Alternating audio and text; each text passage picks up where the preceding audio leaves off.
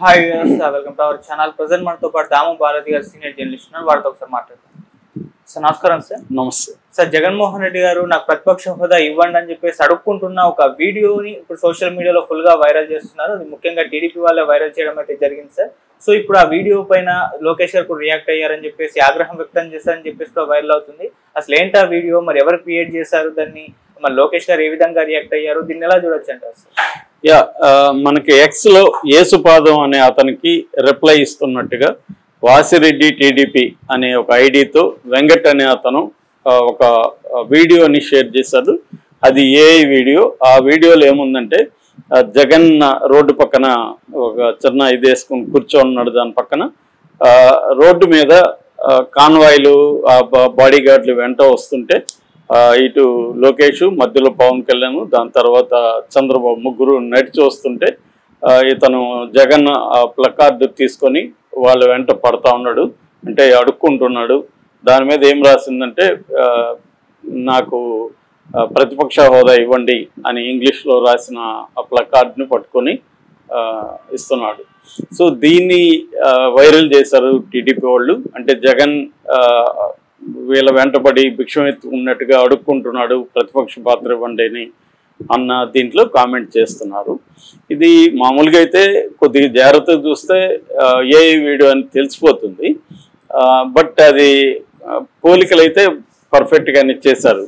జగన్ లాగా ఉన్నాడు, అటుపక్క వాళ్ళు కూడా కాస్ట్యూమ్ కానీ వాళ్ళు హావభావాలన్నీ కూడా పర్ఫెక్ట్గానే వచ్చాయి.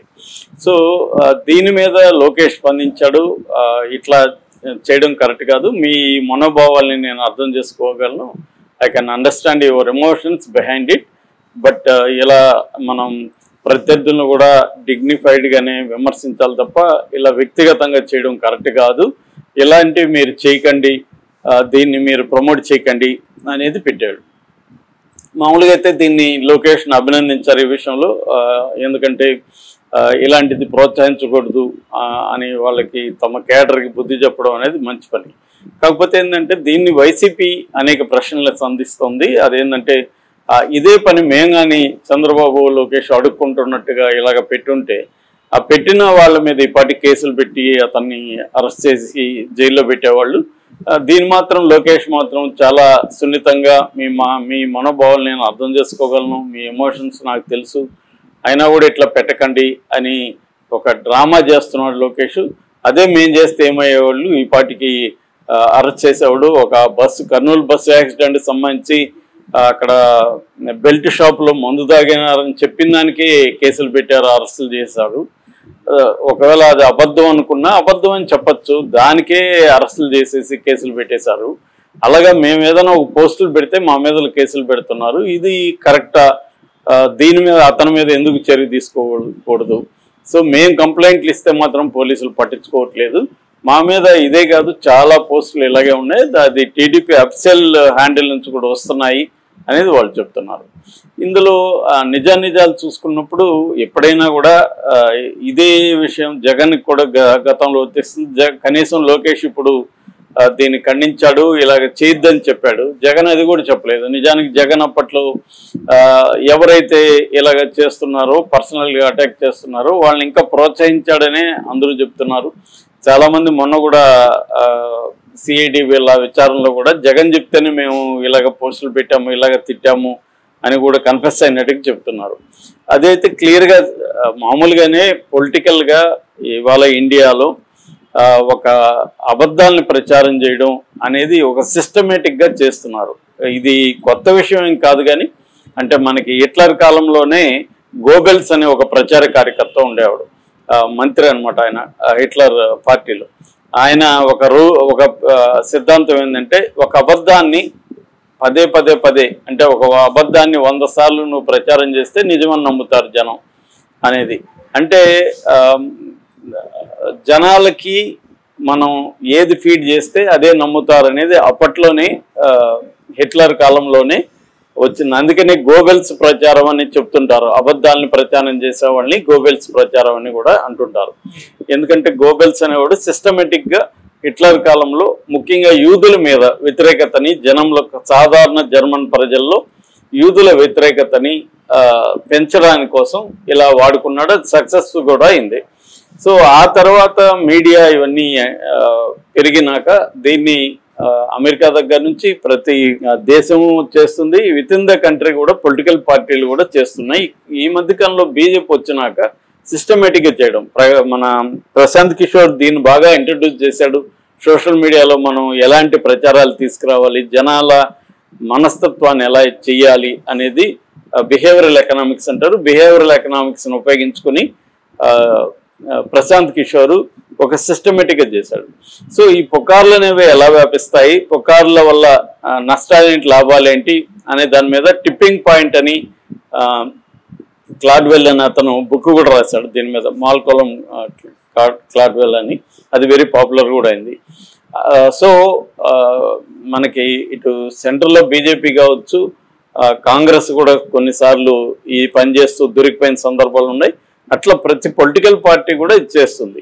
అయితే ఇక్కడ ద్వంద్వ ప్రమాణాలు ఎక్కడ ఉంటాయంటే, అధికారంలో ఉన్న పొలిటికల్ పార్టీ ఏమో తన క్యాడరు, తన సిస్టమ్, తన పార్టీ వింగు వీళ్ళు సిస్టమేటిక్గా ఏమో ప్రతిపక్షాల మీద దుష్ప్రచారం చేయడం, అబద్ధాలని ప్రచారం చేయడం, లేదా వ్యక్తిత్వ హననం, క్యారెక్టర్ అసాసినేషన్ చేయడం అనేది చేస్తాయి.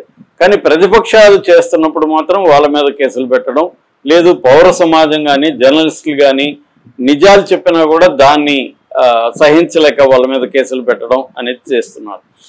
రెండవది, వాళ్ళు ఒకవేళ నేరం అనుకుంటే ఆ నేరం సంబంధించిన కేసులు కాకుండా వేరే వేరే సెక్షన్లు పెట్టడం. ఫర్ ఎగ్జాంపుల్ 111 ఈ మధ్య విచ్చలవిడిగా మిస్యూజ్ చేస్తున్నారు. బిఎన్ఎస్ 111 అనేది యాక్చువల్గా ఆర్గనైజ్డ్ క్రైమ్కి సంబంధించింది.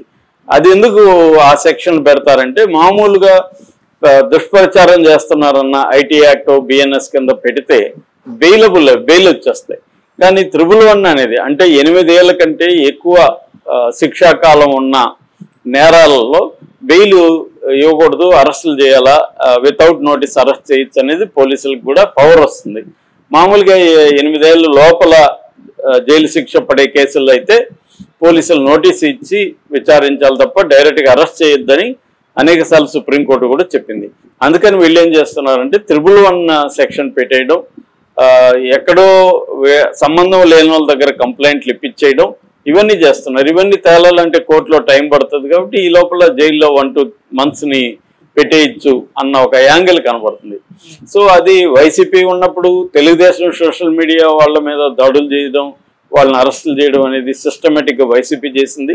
ఇప్పుడు తెలుగుదేశం కూడా అదే పని చేస్తుంది. కాకపోతే కొంత తేడా ఏంటంటే, తెలుగుదేశం తన క్యాడర్ ఎవరన్నా పెడితే కూడా మందలించడం కావచ్చు. ఒక కిరణ్ అనే అబ్బాయిని ఆ మధ్య అరెస్ట్ కూడా చేశారు. తర్వాత తెలుగుదేశం వాళ్ళకి సపోర్ట్ చేసి బెయిల్ ఇప్పించి ఉండొచ్చు. కానీ కనీసం ఆ మాత్రం తెలుగుదేశం కూటమి ప్రభుత్వం తన కేడర్ను కూడా కొంతవరకు నియంత్రిస్తుండడం అనేది మంచి పరిణామంగా చెప్పుకోవచ్చు. అయితే ఈ కేసుల వల్ల కూడా ఏమైందంటే, ఇటు వైసీపీ సోషల్ మీడియా కూడా కొంతవరకు తగ్గి వీలైనంత డీసెంట్గా విమర్శలు చేద్దాం, కాంక్రీట్గా చేద్దాం అన్న పద్ధతిలో ఉన్నారు.